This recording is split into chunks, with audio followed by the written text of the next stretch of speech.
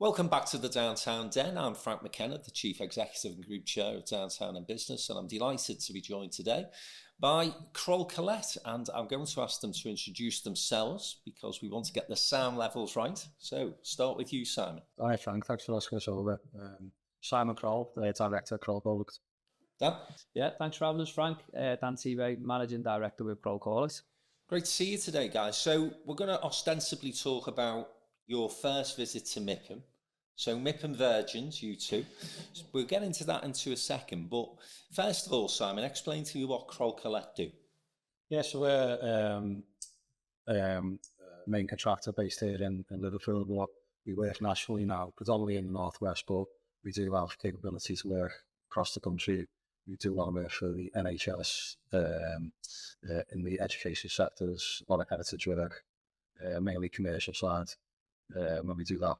All over the country now, really. Yeah, it's been a fabulous success story, particularly in recent years. And Dan, as Simon's indicated there, it's a national operation now. How did that sort of growth start to happen?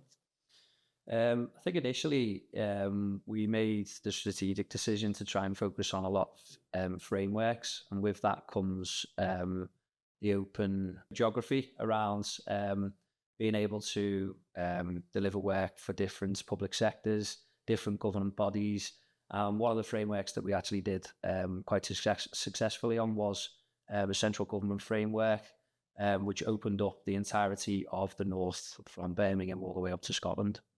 So that's a significant chunk of the country that you've got access to. And I guess, from the perspective of people in the Northwest, they'll know Krol Corlett really well because you've got big jobs happen, Liverpool, Manchester, elsewhere in the region as well. But you've also done stuff in London, is that right? That's right. Well, we've tended quite a bit of stuff. I'd like to do more in London. Got some really good contacts up there, some really good consultants that we're open to do more work with. So that's definitely a key target for me and the team for the next 12 months, is to do more in not only in central London, but in the south as well. Yeah. So obviously almost a natural progression from the work that you've been doing in the UK to extend the brand, the work that you do across the country. MIPIM then offers a fresh opportunity, a fresh network. That's right. Yeah, I mean, it's something that's been on the agenda for probably the last 3 or 4 years, and never really felt the time was right. But I think with a lot of the projects and contracts that we're in at the moment, particularly like a lot of local authority stuff and NHS stuff, we felt that the time was right to go over and represent ourselves over in MIPIM and just see what it's all about, go and enjoy it, meet a few people in a relaxed environment and see what comes from that, really. Because I think, being in that relaxed environment, it often opens a lot more doors than meeting somebody in an office, for instance. Sort of some of the best contracts I've ever picked up in a more socially relaxed type environment. Over a glass of something like that. And the thing is as well, Dan, I think it's also an opportunity to raise awareness of the Krol Corlett brand, because as I say, in the Northwest, really well known. But, we need to start to let people in the West Midlands and elsewhere know the UK. So that's one of the objectives that we've got, certainly with you guys, to get you in front of people who perhaps haven't heard of you before. Yeah, I mean, as Simon said, we've always wanted to go out with the right message and the right purpose, which is why we've taken a few years to sort of try and build that momentum. We've had a couple of really good, successful runs at UK Reef, and we felt that, MIPIM was the next step for us to be able to sort of promote the brand, promote the good work that we do on a bit more of an international scale.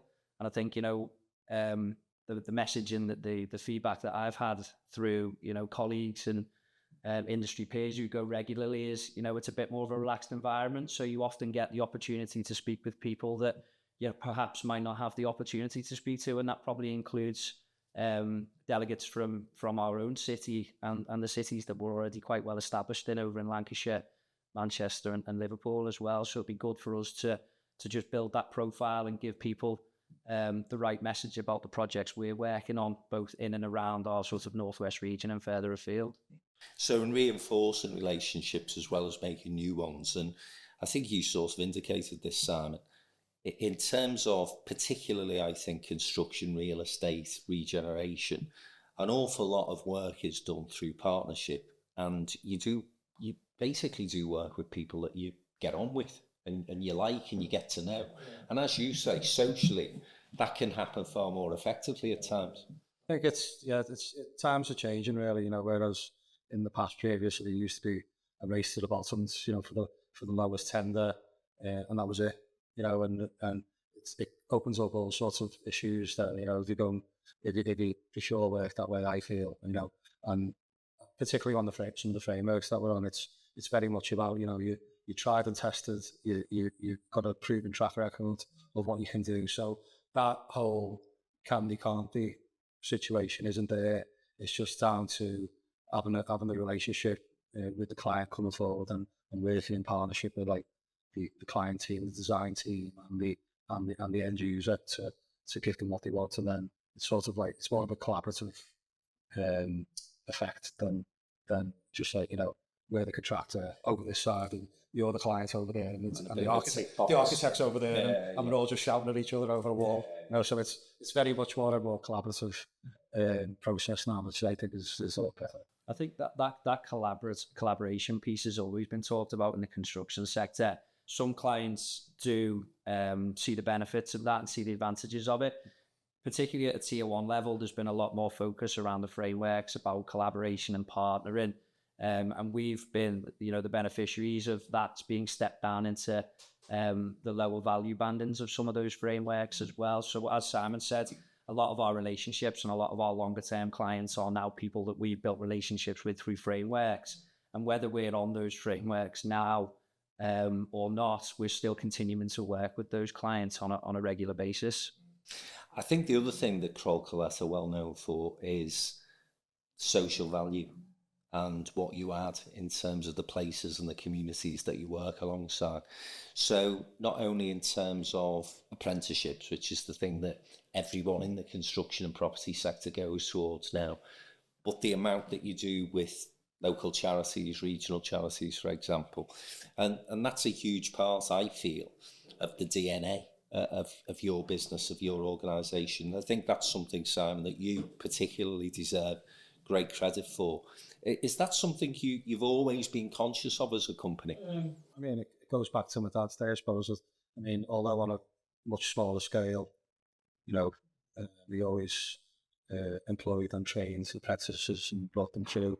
A lot of those apprentices that my dad trained now work for us, as project managers and come right through the system. So I think though, growing up with that and the way of doing things is sort of like, although we do a souped up version of it now, it's still in the basic form. It's the similar thing that my dad was doing back then, and what a lot of small SMEs do all over this area, is train young people to fill those roles that are needed. Because if we don't do it, if we don't train the young generation coming through, then there's going to be a big black hole there in the end, and there's going to be a big skill shortage, which there already is. But to be fair, we're talking about it on speaking.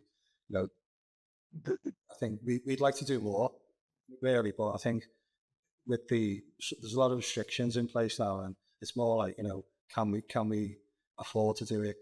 Can we bring these young people in and give them the training that they need?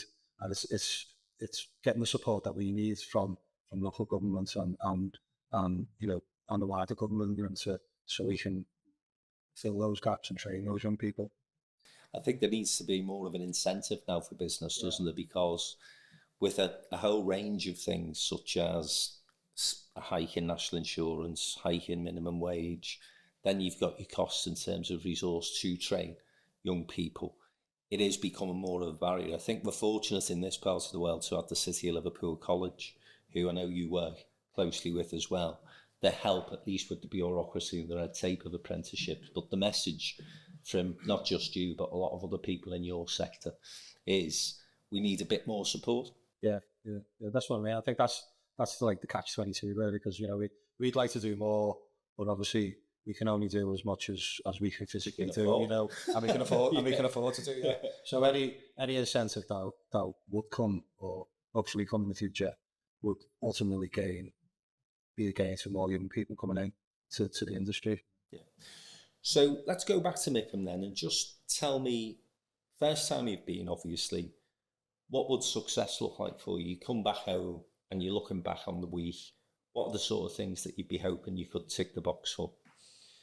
I mean, it's very much a fishing expedition for us in terms of going over. I think the main benefit that we'd like to get is you know, deliver ourselves and present ourselves out there to the wider national construction sector at the right level and the right contractor size. You know, we have spent, you know, many years trying to build up the business, build the people, build the investment that we put into the communities.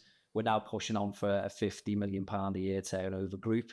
And we would like to make sure that both the local authorities that we're currently working with and those public sector clients that we're not currently working with, but we would like to do or like to have more opportunities with, see us within that category and within that group of contractors that are capable of delivering, you know, the multi-million pound contracts. That sort of fit with your agenda as well, similar Simon? for me. You know, I mean, it's simple terms for me. It'd be a case of just, you know, can we meet some interesting people? You know, have some conversations.